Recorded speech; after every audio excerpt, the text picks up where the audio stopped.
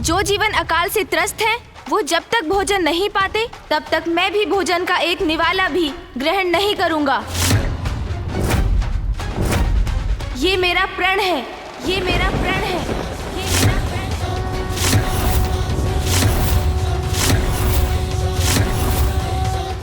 ये कैसा प्रण ले लिया गणेश ने? इतना बड़ा त्याग करेगा गणेश? देवराज इंद्र को शीघ्र ही संदेश भेजना होगा।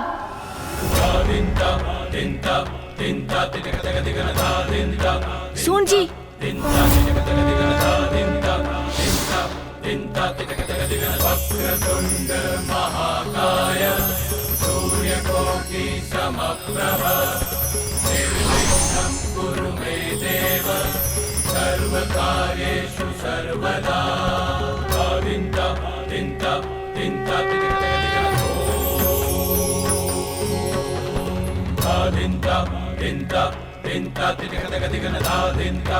जाओ, शीघ्र देवराज इंद्र को मेरा संदेश पहुंचाओ।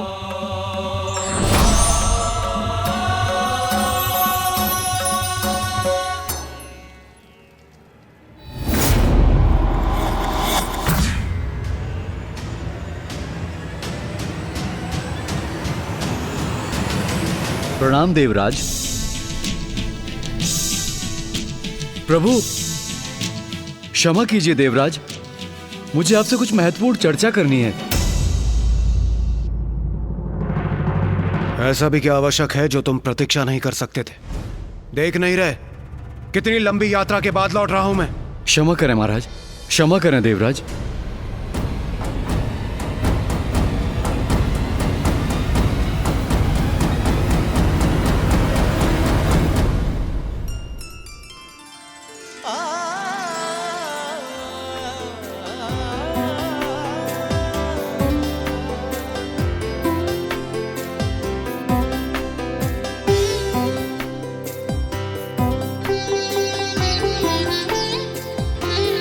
स्वामी,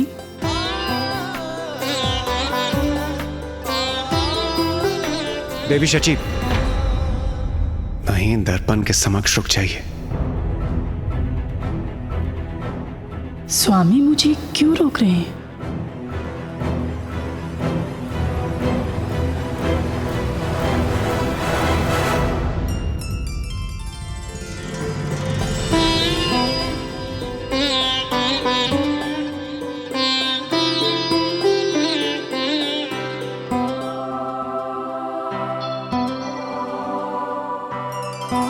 कितना समय बीत गया है ना आपके इस अनुपम सौंदर्य को निहारे।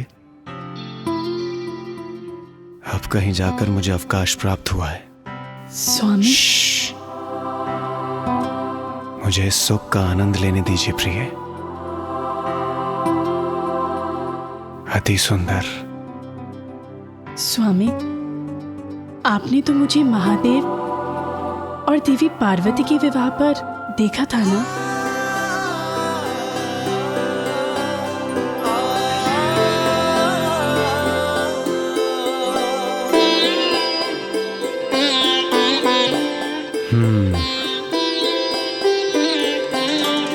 यह तो मेरा सौभाग्य है प्रिय कि महादेव और माता पार्वती के शुभता और सौंदर्यता से परिपूर्ण विवाह के अवसर पर मैं वहां उपस्थित था।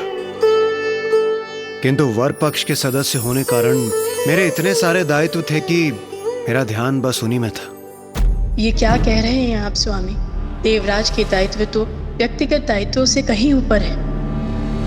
देवराज के पद के दायित्वों का इतना भार है मुझ पर कि कभी कभी मैं सोचता हूँ स्वयं के लिए मेरे पास तनिक भी समय नहीं है। एक दायित्व पूर्ण होता नहीं कि दूसरा दायित्व प्रारंभ हो जाता है। सोचता हूँ क्या देवराज का पद मैंने इसीलिए स्वीकार किया था? स्वामी, ऊंचे पद के उत्तरदायित्व भी बड़े होते हैं। ये तो आपका सौभाग्य है कि आप देवराज के इस पद पर आसीन हैं। देवी शची, बस कीजिए। ये पद, कार्यभार, उत्तरदायित्व की बातें छोड़िए ये सब कुछ।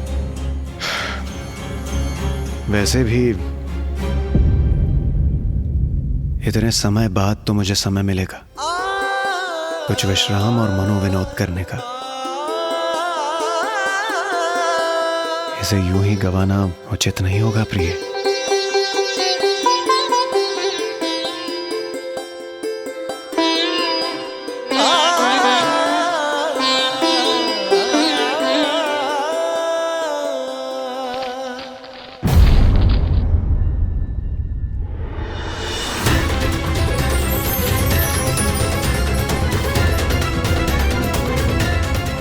ये क्या है?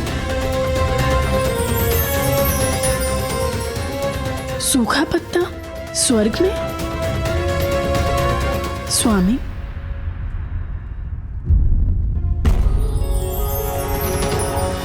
अवश्य किसी का संदेश है इस पर, अभी देखता हूं।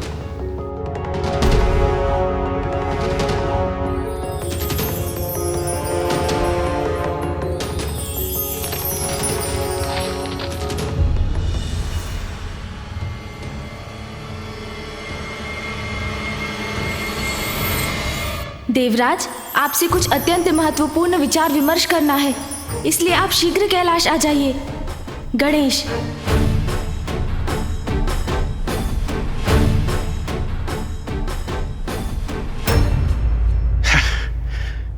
अभी अभी तो आया हूं और अभी चला जाऊं? स्वामी,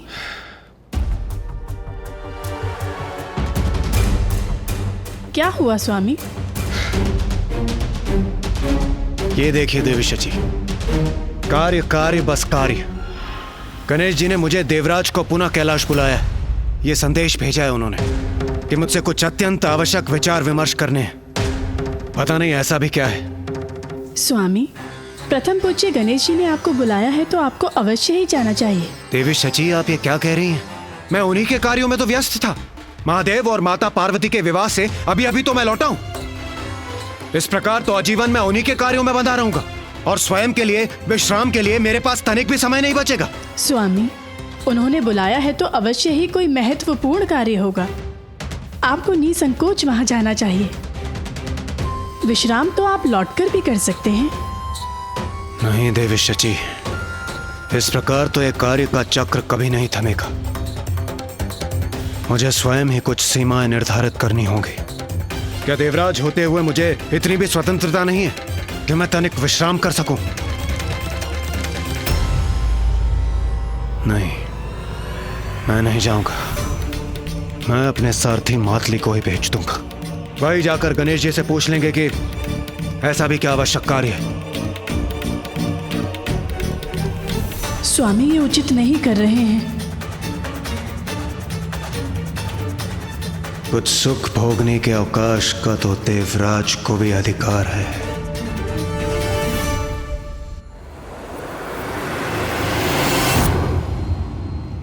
प्रणाम प्रथम पूज्य गणेश जी। प्रणाम कुमार कार्तिकेय। मैं देवराज इंद्र का सारथी मातली हूं। उन्हीं के आदेश अनुसार आपके समक्ष उपस्थित हुआ हूं। आप अकेले आए हैं? देवराज स्वयं नहीं आए? जी नहीं, वो बहुत थके हुए थे। उन्हीं के आदेश के अनुसार मैं आपके पास आया हूं। मैं आपका संदेश उन तक पहुंचा दूंगा। थके हुए थे, ये कारण है उनके नहीं आने का? मातली जी, देवराज को मेरा संदेश दीजिए कि मैं उनसे अभी मिलने का इच्छुक हूँ। प्रथम पूज्य होने के नाते ये मेरा आदेश है। अवश्य प्रभु। ये कैसा अनुचित आचरण किया देवराज ने? मेरा संदेश पाकर देवराज स्थिति की गंभीरता अवश्य समझेंगे। मुझे विश्वास है वो मेरे संदेश का मान रखेंगे।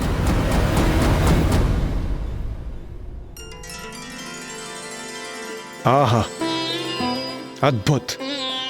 आज तो आपके हाथों से परोसा भोजन भी अत्यंत स्वादिष्ट प्रतीत होता है।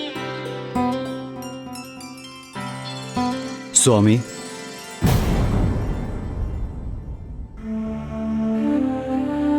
क्या हुआ मातली?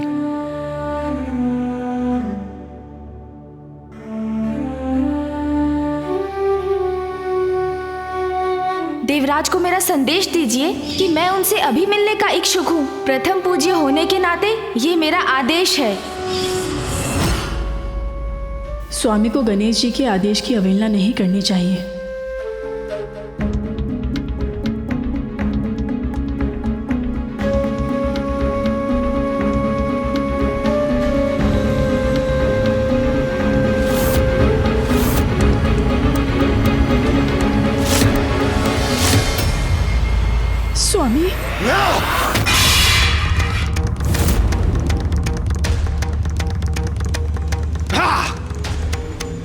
देवराज इंद्र हूं मैं, तो क्या सभी के दिए आदेशों को स्वीकार करने का निरादर चाहूंगा? कदापि नहीं। शांत हो जाइए स्वामी। शांत नहीं होऊंगा मैं। आज ही महादेव से भेंट करूंगा मैं और इस विषय में बात करूंगा उनसे। रुक जाइए स्वामी, स्वयं को शांत कीजिए। इस बात को बढ़ाने का कोई लाभ नहीं। बात तो अब बढ़कर रहेगी देवी शची। देवराज इंद्र हूं मैं, कोई अन्य देवता मुझे आदेश दे ये मुझे कदापि स्वीकार नहीं। स्वामी, मात्र माता पार्वती और भोलेनाथ का पुत्र होने कारण हम उन्हें वो पद प्रदान कर दे जिस पद की योग्यता प्रमाणित करने के लिए उन्होंने अब तक कुछ भी नहीं किया। आपका अभिमान मेरे पुत्र के अपमान का कारण नहीं बन सकता। स्वामी का इतनी क्रोधित अवस्था में जाना उचित नहीं, किंतु उनको रोकना भी तो संभव नहीं है। किंतु पिताश्री, देवराज ने अपने सारथी मातली को मेरे पास भेज दिया। हाँ पिताश्री, देवराज का ये व्यवहार सर्वथा अनुचित है। ऐसा प्रतीत होता है कि देवराज इंद्र के भीतर अभी भी अहंकार शेष है, जो इस पद पर होने वाले के लिए सर्वथा अनुचित है। जो जितने ऊंचे पद पर आसीन होता है उसे उतनी ही चुनौतियों और परीक्षाओं का सामना करना पड़ता है। अब देवराज इंद्र की भी एक कठिन परीक्षा का समय आ गया है।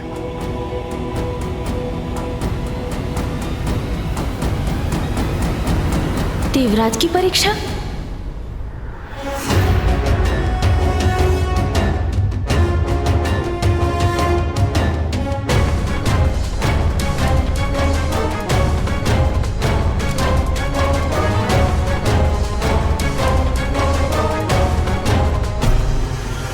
आपका कल्याण हो इंद्रदेव, मैं तो आपसे ही भेंट करने आ रहा था।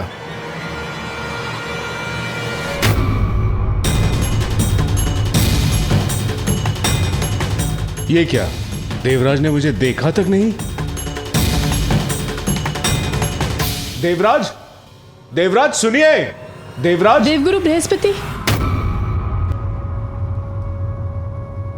क्या हुआ देवी सची? देवराज इंद्र इतने आवेश में गए कि उन्होंने मुझे अनदेखा कर दिया, और आप इतने व्याकुल हैं। गणेश जी ने उन्हें अपने यहाँ बुलाया था।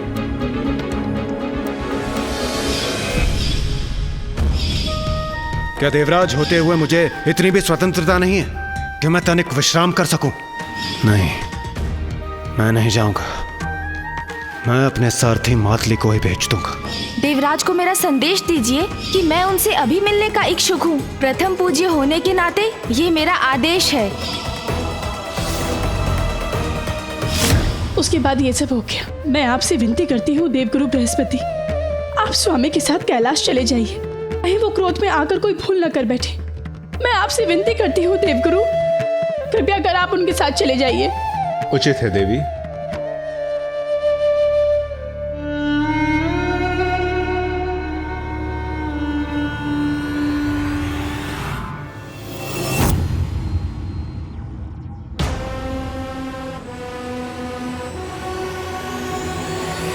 देवराज हूं मैं, तो क्या बस आदेशों को स्वीकार करने का पात्र हूं? कदापि नहीं।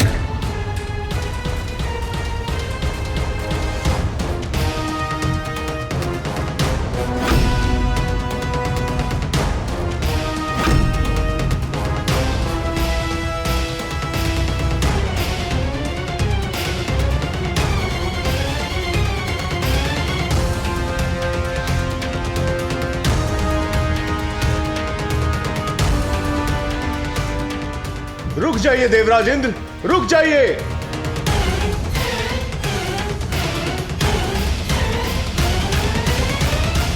देवराज रुकिए, देवराज रुकिए। स्वयं को शांत कीजिए देवराज, इतना आवेग उचित नहीं है। देवगुरु, मेरे मन में आपके प्रति अत्यंत श्रद्धा है और मैं आपका अपमान नहीं करना चाहता। यदि आप मेरे साथ चलने के लिए उत्सुक हैं तो चलिए, किंतु मुझे रोकने का प्रयास मत कीजिए। और आप वहां होंगे तो मेरे और महादेव के बीच होने वाले निर्णायक संवाद उसके आप साक्षी होंगे।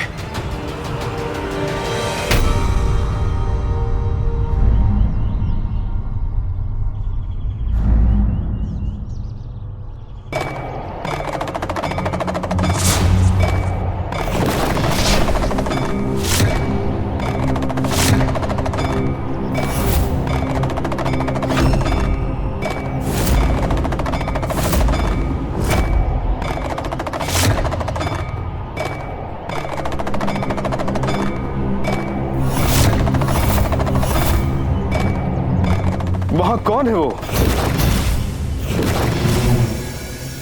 कैलाश के मार्ग में और कौन होंगे देवगुरु? अघोरी होंगे ना?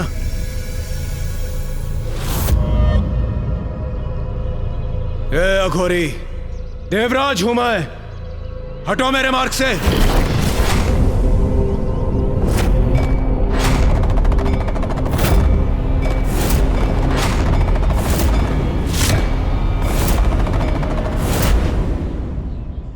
लगता है तुमने सुना नहीं। शांत हो जाइए इंद्रदेव, मुझे बात करने दीजिए। समझाइए इस दुष्ट अघोरी को, बताइए इसे कौन हूं मैं।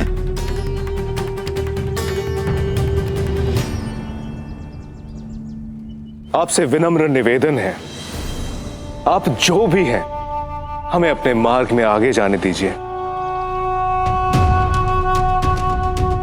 ये आप इससे निवेदन क्यों कर रहे हैं देवगुरु? ये मेरे मार्ग में बाधा बनने की उद्दंडता कर रहा है। ए अघोरी, तुम जानते नहीं हो मैं कौन हूं। प्रतीत होता है तुमने मेरा परिचय ठीक से सुना नहीं। इंद्र हूं मैं, देवराज इंद्र। हट जाओ मेरे मार्ग से, अन्यथा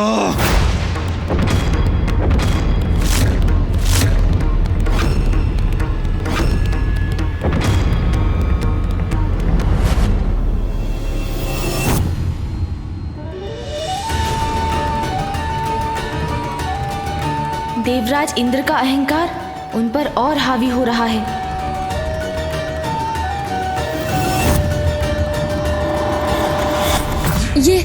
ये क्या कर रहे हैं देवराज स्वामी? इसका क्या परिणाम होगा? अहंकार का विष तो उसी को डसता है देवी, जिसमें वो वास करता है। ये क्या कर रहे हैं इंद्रदेव? उन्हें भान भी नहीं कि वो इतने अहंकार भरे स्वर में किसका अपमान कर रहे हैं।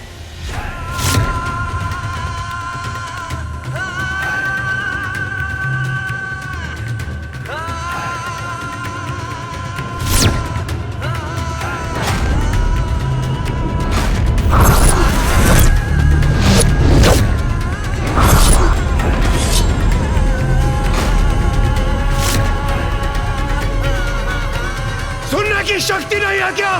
हट जाओ मेरे मार्ग से और जाकर कह दो प्रथम पूज्य गणेश जी से, देवराज इंद्र पधारे हैं, देवराज इंद्र पधारे हैं, देवराज इंद्र पधारे हैं, देवराज इंद्र पधारे हैं।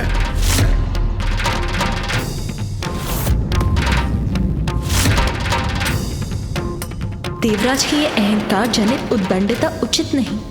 अहंकार व्यक्ति में ऐसा बुद्धि भ्रम उत्पन्न करता है कि वो अपने तक में ही सीमित हो जाता है और फिर उसमें किसी को भी पहचानने का सामर्थ्य नहीं रहता। देवराज स्वयं अपने पतन को निमंत्रण दे रहे हैं। तुम मेरे आदेश का उल्लंघन करने की धृष्टता कर रहे हो अघोरी। तुम्हें मेरा देवराज इंद्र का आदेश सुनाई नहीं दिया? हट जाओ मेरे मार्ग से। शांत हो जाइए इंद्रदेव। कदाचित इनका स्वास्थ्य बिगड़ा हो या उनके तन पर ऐसा कोई घाव हो जिसके कारण वो विवश हो रहे हैं। इसीलिए हमें क्रोध से नहीं, सहानुभूति का व्यवहार करना चाहिए। यदि स्वास्थ्य ठीक नहीं है या फिर कोई घाव है तो किसी वैद्य के पास जाना चाहिए। यहाँ मार्ग पर बाधा बनकर क्या ये स्वस्थ हो जाएंगे? इंद्रदेव, ये कैलाश का मार्ग है। यहाँ महादेव के अनेकों भक्त अघोरी, भूत, प्रेत, दक्ष, यक्ष, गंधर्व, देवता, पशु पक्षी सभी उनके दर्शन के लिए आते हैं और जब वो चलते चलते थक जाते हैं तो थोड़ा विश्राम कर लेते हैं। महादेव के निवास कैलाश के इस मार्ग पर यदि आपने महादेव के भक्त के साथ दुर्व्यवहार किया तो कहीं महादेव आपसे कुपित न हो जाए। वाह देवगुरु बृहस्पति, वाह! आपके मुख से भी मुझे यही वचन सुनने को मिले। महादेव का भक्त, महादेव के नियम, महादेव क्रोधित हो जाएंगे, महादेव महादेव महादेव महादेव, ये सुन सुनकर थक चुका हूं मैं। कदाचित आपको ये स्मरण करने की आवश्यकता है, मैं देवराज यहां आने पर विवश क्यों हुआ। महादेव पुत्र के आदेश की मर्यादा रखने के लिए ना, अन्यथा मैं भी इस अघोरी के समान विश्राम कर रहा होता, किंतु यहाँ मार्ग में बाधा बनकर नहीं, अपने भवन में। इंद्रदेव, महादेव का अपमान उचित नहीं। स्मरण तो आपको रखना चाहिए। विपत्ति जब आती है मति मारी जाती है। जब देखो कैलाश का ही कोई कार्य करने पर विवश रहता हूं मैं। पहले महादेव मुझे बुला लेते थे और मुझे आना पड़ता था, और अब उनके पुत्र प्रथम पूज्य बनकर अपने आदेशों का पालन करवा रहे हैं मुझसे, और यहाँ यह अघोरी मेरे मार्ग में पड़ा है। यदि उनके भक्त थकते हैं तो महादेव को अपने भक्तों के लिए विश्राम स्थल बनाना चाहिए। उनके भक्तों की विश्राम की चिंता करना मेरा दायित्व नहीं है। ए अघोरी, तुम जो भी हो, चलो उठो यहां से।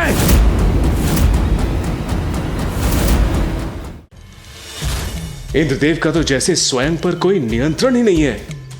ए अघोरी, अंतिम चेतावनी दे रहा हूं मैं तुम्हें, हट जाओ मेरे मार्ग से, अन्यथा। इंद्रदेव रुक जाइए और कुछ मत कहिए। क्रोध में हैं आप, और क्रोध में कहे वचन सदा अनिष्ट करते हैं। देवगुरु, मुझे रोकने के स्थान पर आप स्वयं अपने पैर से ठोकर मारकर इस दुष्ट को मेरे मार्ग से क्यों नहीं हटाते? इंद्रदेव, ये कैलाश का मार्ग है और यहाँ कुछ भी अकारण नहीं होता। यदि वो अघोरी यहाँ है तो उसके यहाँ होने का अवश्य कोई कारण होगा। वो अपने स्थान से नहीं हट रहे हैं तो रहने दीजिए। कैलाश जाने का तो एक अन्य मार्ग भी है, हम उसी पीछे के मार्ग से चले जाते हैं। आइए चलिए। देवगुरु, जो चौर्य कर्म करते हैं, अपराधी होते हैं, वो पीछे के मार्ग से जाते हैं, देवराज इंद्र नहीं। और आप मुझे मार्ग परिवर्तन करने का सुझाव दे रहे हैं, वो भी इस तुच्छ अघोरी के लिए।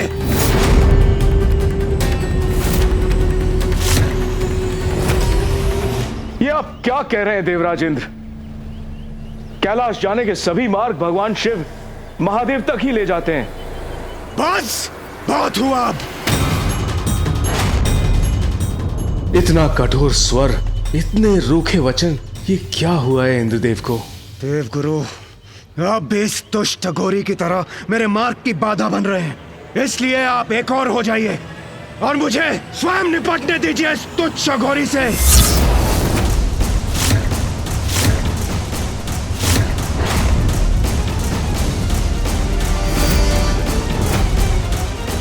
आप क्या करने जा रहे हैं देवराज? देवराज हूं मैं, और मुझे मेरे आदेशों का पालन करवाना आता है।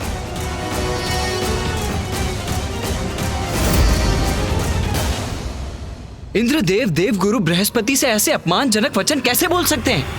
जिसका विवेक उसका साथ छोड़ चुका हो, गुरु का अपमान करने का अनुचित व्यवहार तो वही कर सकता है। जब अहंकार किसी पर छाता है तो वो सम्मान और अपमान का भेद भूल जाता है। ये इंद्रदेव नहीं, उनके अहंकार का स्वर है। सुनने की शक्ति से रिक्त हो या फिर बहुत बड़े अहंकारी हो।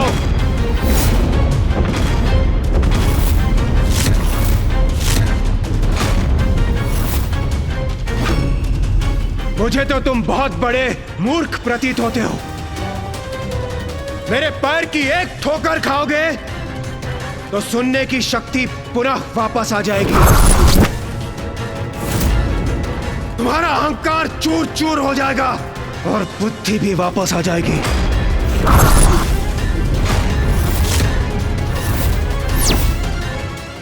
कहीं देवराज जो कह रहे हैं वो कर ही न दे। इंद्रदेव पिताजी को दुत्कारने का दुस्साहस कर रहे हैं। इतनी प्रभावी है तुम्हारी ठोकर तो स्वयं को ठोकर दे लो। कदाचित तुम्हारी मूर्खता का अंत हो जाएगा। तुम्हारी ठोकर से तुम्हारा कुछ भला हो जाए। ऐसे वचन नहीं, ये कोई साधारण अघोरी नहीं है।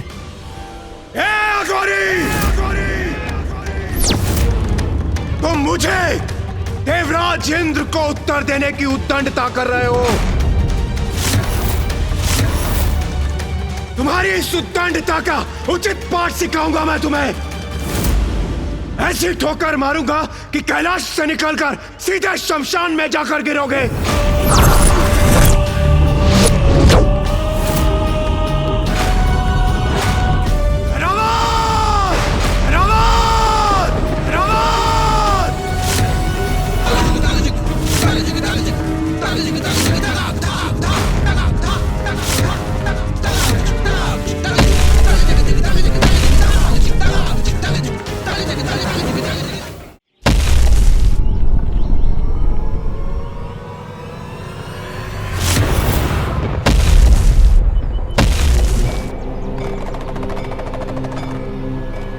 देवराज, आप ये क्या करने जा रहे हैं?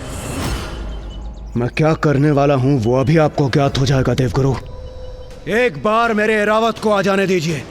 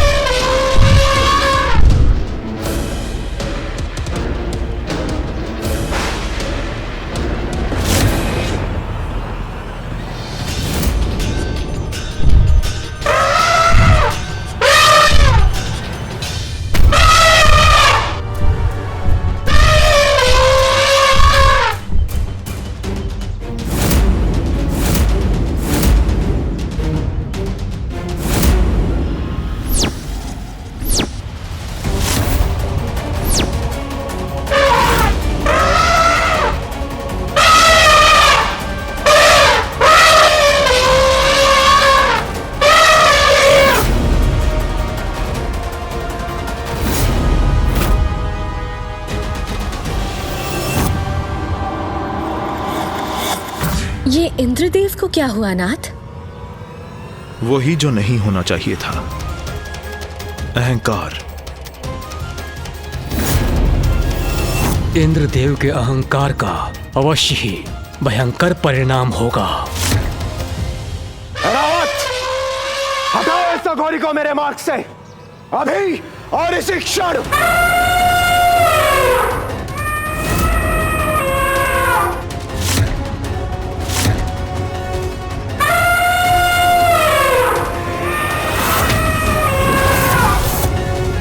तो इसलिए ऐरावत का आवाहन किया था इंद्रदेव ने। इस परीक्षा में तो असफल होते ही प्रतीत हो रहे हैं इंद्रदेव। ऐरावत, कुचलो या ठोकर मारो, किंतु हटाओ इस अघोरी को मेरे मार्ग से, यह मेरा आदेश है।